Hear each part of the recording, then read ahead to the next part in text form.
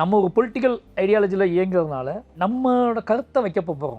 இதுக்கு எதிர்வினையோ இதை வந்து அக்செப்ட் பண்ணாலும் சரி அக்செப்ட் பண்ணாலும் சரி இப்போ டிபேட் கிரியேட் பண்ண போகுது. அடுத்த படம் ரிலீஸ் ஆன நாள்லேருந்து இதை பற்றியான ஒரு விவாதம் வரும். ஓகேங்களா, இதை பற்றியான விவாதம் வரும். இது சமூகத்துக்கு அவசியமானதா அவசியமற்றதா அப்படிங்கிறத ஒரு டிபேட்டில் போகும்.